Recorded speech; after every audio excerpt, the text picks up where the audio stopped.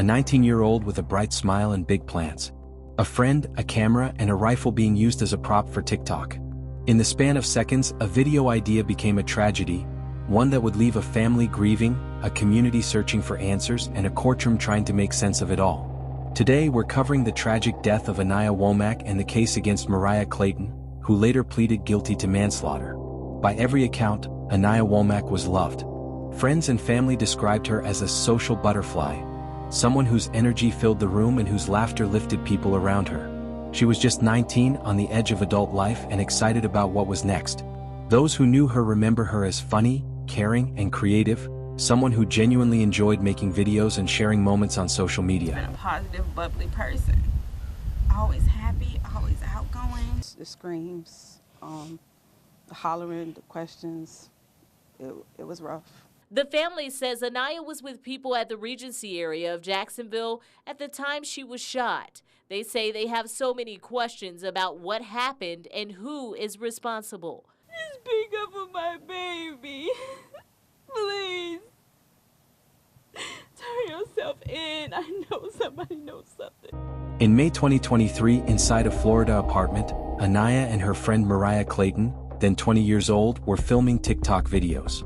According to the arrest report later reviewed by multiple outlets, Clayton was using a rifle as a prop while Aniyah recorded. Witnesses would tell investigators that Clayton rehearsed a pop-out-of-the-shower bit while holding the rifle. The gun went off. The bullet struck Aniyah in the abdomen.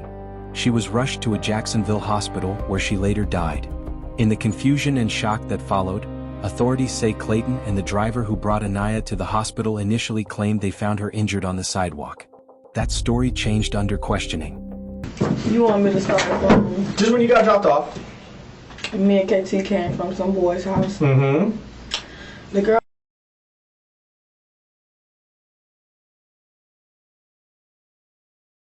And I found that out when I went to, when I came to, it's like, who you mess with? I know who KT mess with. I know who I mess with there. But I don't know Aniyah like that. Like I said, she was a mutual friend. And when I got there, she was already there with KT because I done gave the apartment a break.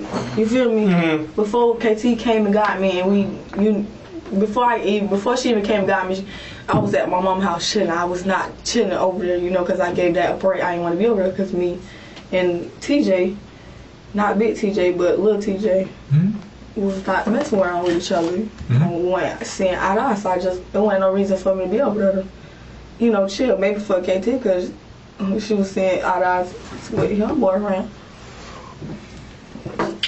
But.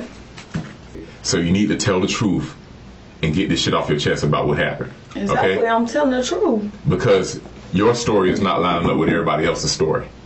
Okay? I don't see how, because I'm telling the truth. I'm not lying. I'm the one that took her though. No, we know you took her there. When the round went off, when this gun went off, okay? He was showing me the little ticket thing. Your own friend who was there even said that didn't even happen, what you said. Your story is not lining up. That's what I'm trying to tell you. There's this side and then there's your side. I'm not lying. So your friend lied on you.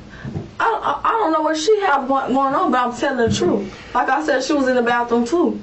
She was. So that's why she told us is a different story than what you told us. Exactly. That's exactly what happened. She was in the bathroom too. Because you know who can't say exactly what happened? The girl who's dead. Exactly. There's a lot going on. What's the lot? Now I'm in jail. I'm hearing, KT was there. We don't care about what the hell social media world saying. We don't care about that. We're going about the facts and the people who were there.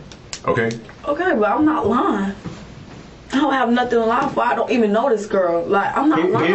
It's not even about me not knowing her. It's just that I know I did not pull that trigger. He hold that gun and he pulled that trigger. And he packed that gun up in that backpack and left. Like I said. So, the fact that you guys were holding the gun and playing on TikTok, okay, and this gun goes off, or whatever you guys were doing with the guns.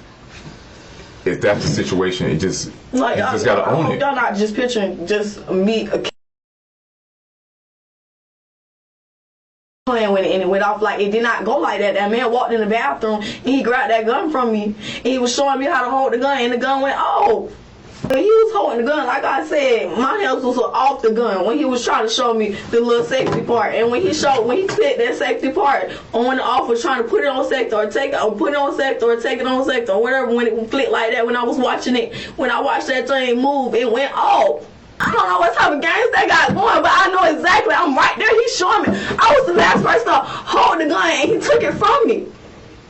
After I got done holding, like I said, if he never came in the bathroom, you feel me? If he never came in the bathroom, that gun never went off. I've been there with hold the gun before he came in there, and the gun never went off until he took it out of my hands and was showing me how to hold it. Like he said, this is how you really hold it. And I looked at that black thing. I was not looking at the trigger, but I looked at that black thing. And when he flicked that black thing, that jump went off on that girl. Like, he set up, when it went off, he wasn't set up there. That thing got ghost. On the way, went in the car and was in the back of that car, holding that girl's neck, making that girl say her name, and making sure she breathed and hopped out the car and took her to Memorial Hospital and told the people that she got shot. Like, if I was guessing, why would I do that? I'd be so much scared to go to my mom's house and tell my mom I'm in trouble. Police concluded the shooting happened in the apartment while filming, and that the weapon had been handled negligently despite others warning against it. For months, Aniyah's family pushed for answers. Investigators spoke with witnesses and pieced together what happened in the apartment. In October 2023, roughly 5 months after the shooting, Mariah Clayton was arrested and charged with manslaughter. Local news captured the family's anguish and their call for accountability as details of the case came into focus. Court records show that on March 8, 2024, Clayton pleaded guilty to manslaughter. The judge sentenced her to 5 years in prison, followed by 5 years of probation. In court, Clayton expressed regret, calling the shooting an accident, words that, while important to the legal process, can never fully answer the grief left behind. I'm writing this letter today to express my thoughts and emotions regarding this situation. I'm willing to be held accountable for my actions and behaviors. I realize how many lives I affected, not only my victim family, but also my family and friends have been affected as well. I have done something horrible that has caused permanent consequences. I wake up every morning wishing I did everything different, not just for myself, but for Aniyah and her loved ones. I pray every day that her and her family can heal and find peace. I hope you can find it in your hearts to forgive me, as this was truly an accident. The night I rushed her to the Memorial Hospital, I told Aniyah that she would make it. She asked her mama and her sister to look after.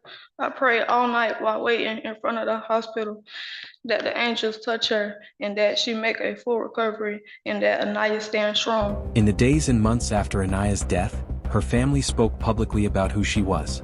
Her mother, Andrea Brown, described her daughter as bubbly and loving, someone who would do anything for you. It's a portrait that moves beyond the case file, grounding this story in the reality of a life taken too soon. Community members and local advocates also stepped forward, sharing information with law enforcement and supporting the family. Media coverage highlighted how quickly a risky idea, using a real firearm as a prop, can spiral into irreversible harm. This story is about more than an app or a trend. It's about choices and safety. Guns are not props. They are deadly tools that demand training, respect, and strict handling protocols. If there's a message to take from Aniyah's story, it's that we can't cut corners for content. We can't assume a firearm is safe because it's just for a video. Real weapons don't belong in skits, surprise bits, or social challenges, ever. If you knew Aniyah, consider sharing a memory in the comments so others can see the person she was. If you didn't, consider sharing this video as a reminder. Safety first, always. If you found this story meaningful, please like, subscribe, and share. And most importantly, stay safe, be smart, and treat every idea for content as if lives depend on it, because sometimes they do.